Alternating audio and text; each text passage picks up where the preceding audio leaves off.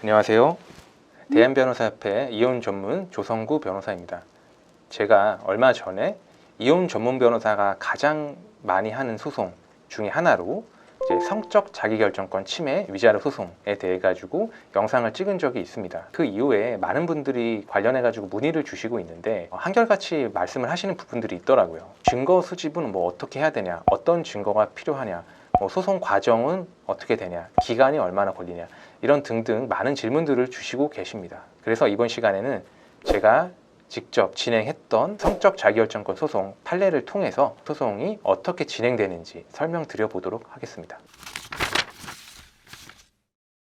궁금한 게 하나 있는데 정말 유부남 유부녀가 결혼 사실을 숨긴 채 많이 만나시나요? 정말 많이 만나죠. 제가 이번 달에만 이 성적 자기결정권 소송이 4건, 5건이 넘어갈 정도니까요. 저 말고도 다른 이혼 전문 변호사님들, 가사 전문 변호사님들도 이런 사건들을 많이 하고 계시고, 그리고 이 성적 자기결정권 침해 소송이 뭔지를 몰라가지고 당하고도 소송을 안 하시는 분들도 많다라는 점까지 고려를 하면은 요새 우리 사회에서 이런 일들이 얼마나 많이 발생하고 있는지 알 수 있겠습니다. 이와 관련해서 제가 오늘 소개해드릴 판례가 있는데요. 제가 직접 진행했던 사건입니다. 20대의 싱글 여성이 30대의 유부남에게 속아서 1년 정도 교제를 했던 사건인데요. 편의상 20대 싱글 여성분, 저희 의뢰인분이신데 이분을 A녀, 그리고 유부남인 거를 속인 30대 유부남을 B남이라고 지칭을 하겠습니다. A녀는 B남과 1년 정도의 교제 관계를 가졌어요. B남은 A녀의 대학 동아리 선배였는데요. 대학 졸업 이후에는 연락이 끊어졌다가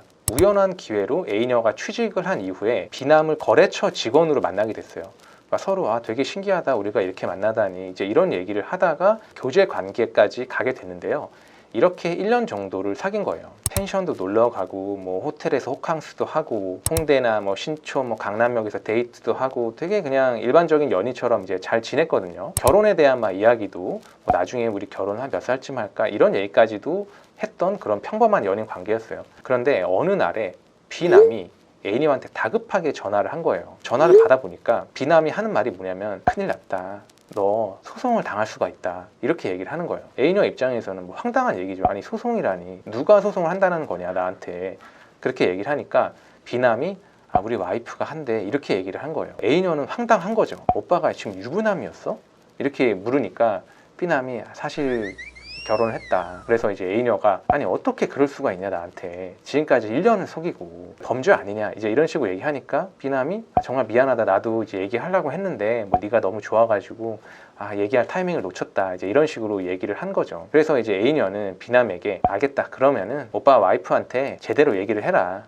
내가 지금 불륜을 저지른 게 아니라 유부남인지 모르고 속아가지고 만난 거라고 확실히 얘기를 해서 나한테 상간녀 소송 안 걸리게 해라. 만약에 소송 걸린다라고 하면 나도 가만히 있지 않겠다, 이렇게 얘기하고 전화를 끊었어요. 근데 B남이 아내에게 사실대로 얘기를 하지 않은 거예요. B남 입장에서는 불륜을 저질렀다라는 것 자체도 죽일 놈이 된 건데 유부남인 것까지 속여가지고 만났다라고 얘기할 수가 없었던 거예요. 그래서 결국에는 A녀는 B남 아내의 상간녀 소송 소장을 받게 되었습니다. 이 사건을 제가 담당을 했는데요. 이 소송에서는 제가 이분을 변호를 해서 상간녀 소송에서 승소를 했습니다. 그리고 상대방에게 소송 비용까지 받게 되었죠.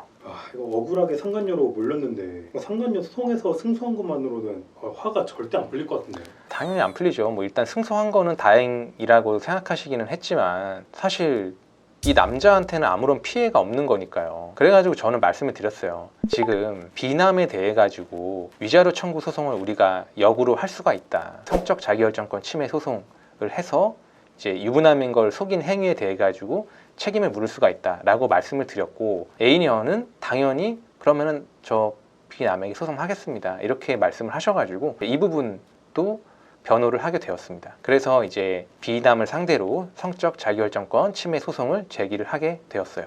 성적 자기결정권 침해 소송에서는 2가지를 증명을 해야 되는데, 유부남인 걸 속였다라는 점이랑 성관계를 가졌다라는 부분, 이 2가지를 증명을 해야 돼요. 아까 제가 말씀드린 게 A녀와 B남이 통화를 할 때 A녀가 오빠 유부남이었어? 날 속인 거야? 이렇게 얘기했을 때 B남이 아, 미안해, 내가 속였어, 미안해, 말을 하려고 했는데 못했어, 이제 이렇게 얘기했던 부분이 있잖아요. A녀가 이 업무상 휴대폰 그 자동 통화 녹음 기능, 이제 그거를 해놨던 거예요. 이 부분이 녹음이 다 돼 있었거든요. 저는 이 녹음 파일을 제출하면서 유부남인 거를 B남이 속였다, 이렇게 주장을 했고요. 그리고 성관계와 관련해서 나눈 카카오톡 대화가 조금 있었고, 숙박업소의 결제 내역이라든지 이런 것들이 좀 있었어요. 이런 걸로 성관계 사실도 충분히 증명이 된다라고 이제 주장을 했습니다. 그리고 성적 자기결정권 침해 소송에서 위자료 액수는 넓게 보면은 한 1,000만 원에서 한 3,000만 원 정도가 되고요. 근데 사실 3,000만 원까지는 웬만한 경우는 좀 쉽지는 않고, 통상 1,000에서 2,000 정도 사이에서 많이 나와요. 이게 위자료 액수가 조금 너무 적은 게 아니냐, 이렇게 말씀하시는 분들도 있는데, 사실 성적 자기결정권 소송뿐만이 아니라 우리나라 자체가 어떤 위자료든지 되게 좀 박해요. 이혼소송 같은 경우에도 위자료가 많아봤자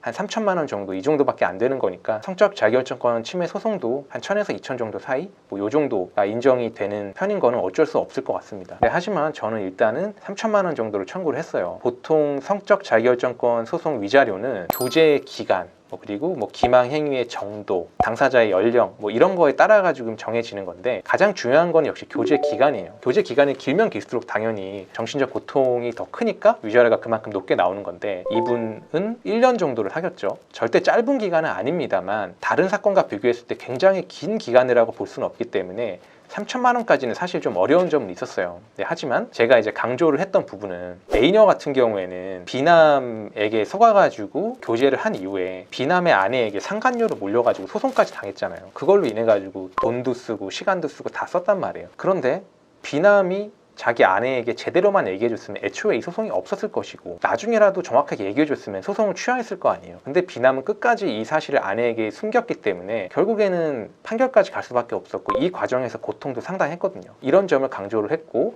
B남이 끝까지 자기의 태도에 대해서 반성하지 않고 아내에게도 제대로 말하지 않고, 이런 부분들을 강조를 하면서 3,000만 원 정도를 청구를 했습니다.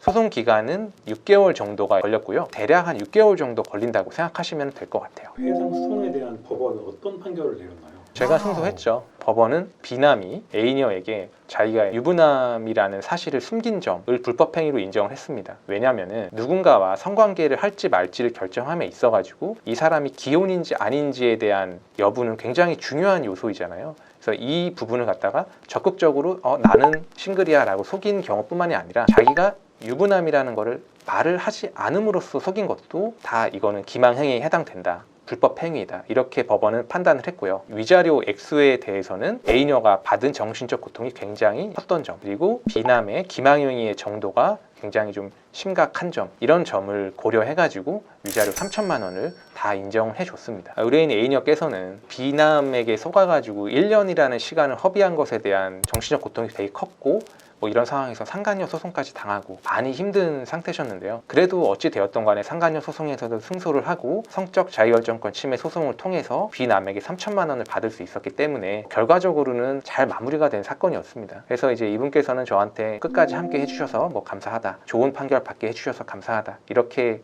말씀을 해주셨는데, 저는 6개월 이상의 시간을 이분과 함께 연락하고 만나고 하면서 얼마나 고통을 받았는지 잘 알고 있었기 때문에 지금까지 뭐 버텨주셔서 감사하다, 저도 오히려 감사하다는 말씀을 드렸습니다.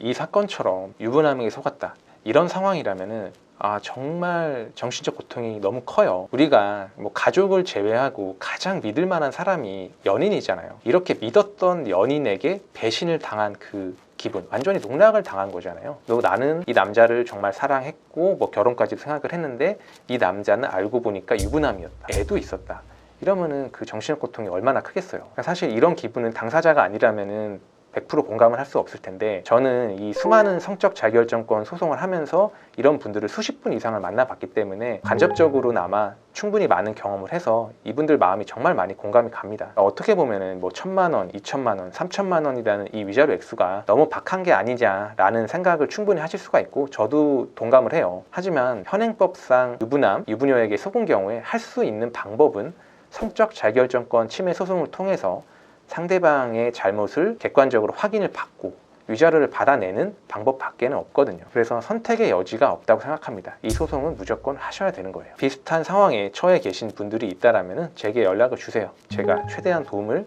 드려서 승소 판결을 만들어 드리겠습니다. 그리고 애초에 이제 이런 상황이 벌어지는 거를 막아야 되잖아요. 그래서 조금이라도 의심이 가는 상황이 있다라면요, 사귀기 전에 아니면 사귀고 난 후에라도 혼인관계 증명서 한번 보자고 그렇게 얘기해 봐야 되는 거 아닌가. 농담이 아니고 정말로요. 지금까지 이혼 전문 조성구 변호사였습니다. 영상 시청해 주셔서 감사합니다.